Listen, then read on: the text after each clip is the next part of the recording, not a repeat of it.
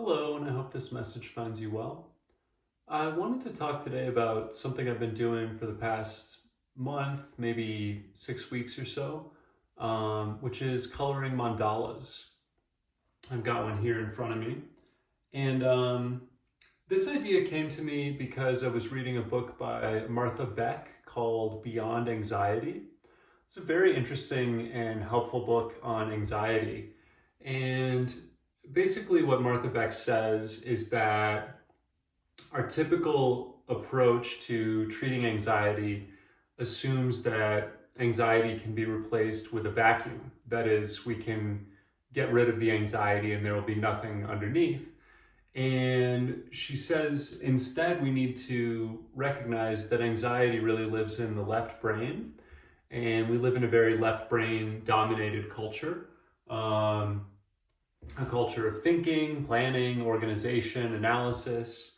Um, and anxiety co-ops these same thought patterns, except for the useless practice or habit of worry.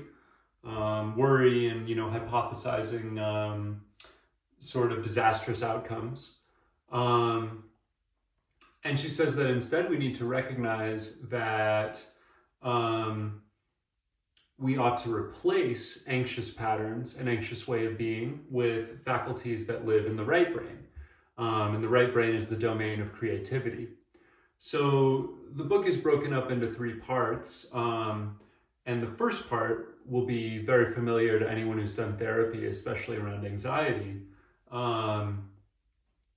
It has to do with practices of calming, self-regulation, things like that. But the second part of the book really exhorts the reader to get into creativity. Martha Beck is a painter, draws a lot, and she invites the reader to cultivate their own habits of creativity to counteract anxiety. This makes a lot of sense too, just in an instinctual way, because we recognize that when we're in a mode of creativity, we're also in a mode of immersion in the present moment, and in a mode of wonder and spontaneity versus, again, abstracting into the future and worrying about it, which is what we do when we're anxious. Now, I'm a person who has a very decorated history of creativity. As a child, as a teenager, I drew, I created board games, I was in a band. There were all these different ways that I expressed myself. And one thing that clicked for me as I was reading this book is that I suffered less with anxiety as a child because I had these outlets of creativity. I was like, oh wow, I just have this unquantifiable, unbridled energy that when I was a young person, I more effectively and unself-consciously harnessed into all of these pursuits. And so Martha Beck really convinced me to sort of reignite creativity in my life. So I've been drawing a little. I've also been writing poems. Some of these things I had been doing previously as an adult.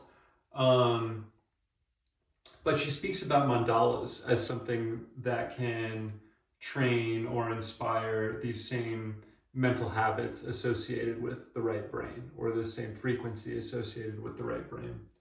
And especially in moments where I'm not inspired to draw or write about any particular thing, the convenience of a mandala is that it's already created and one merely has to color it in.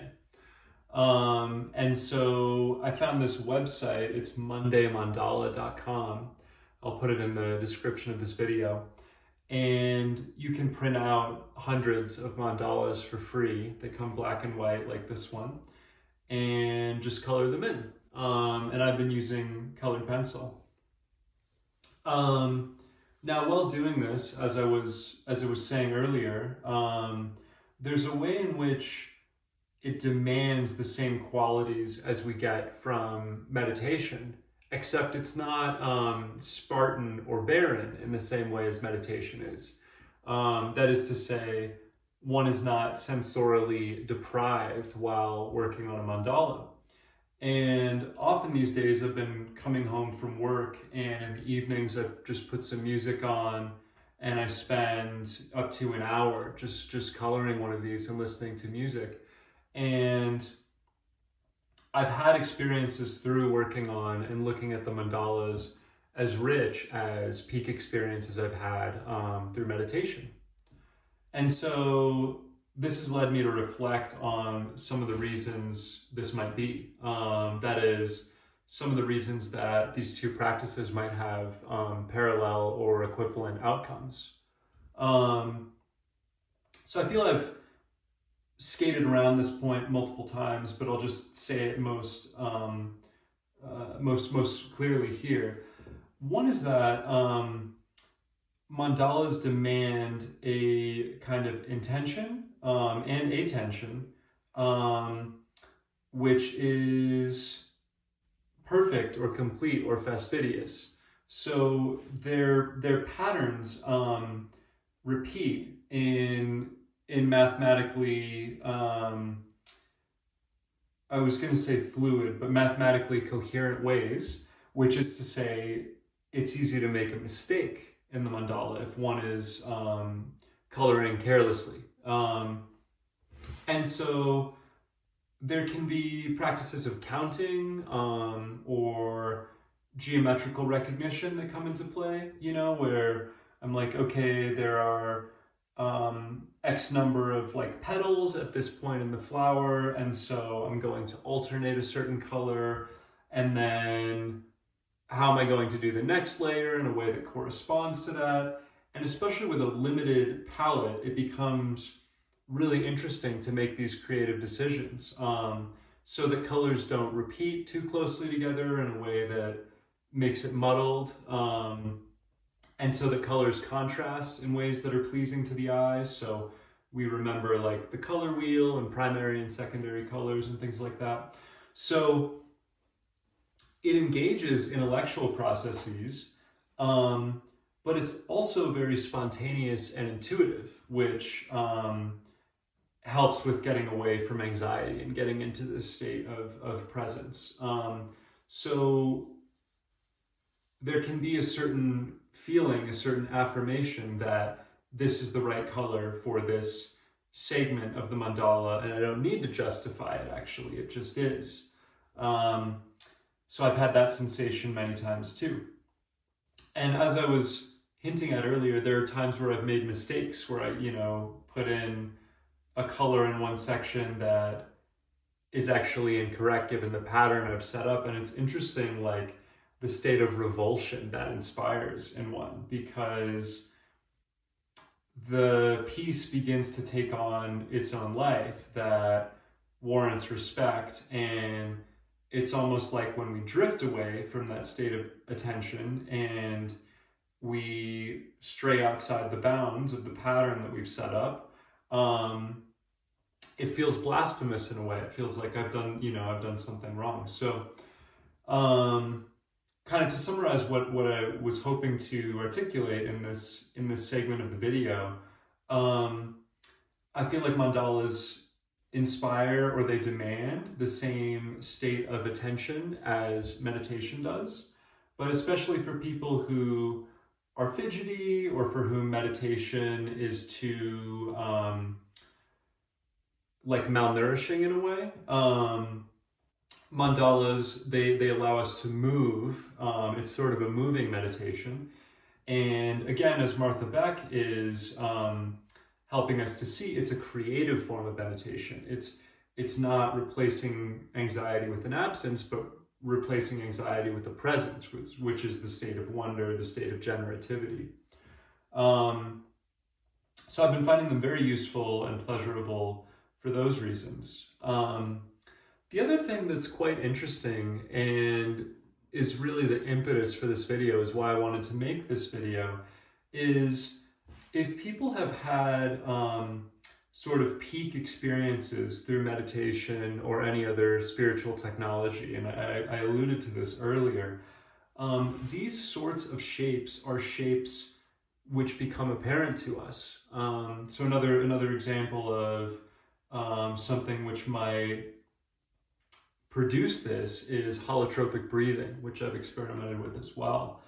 But in experiences where we see through the veil of existence and we come to a deeper intimacy with what is, we see these sorts of shapes. We know from mathematics that fractals are very close to the heart of existence, and mandalas are assemblages of fractals.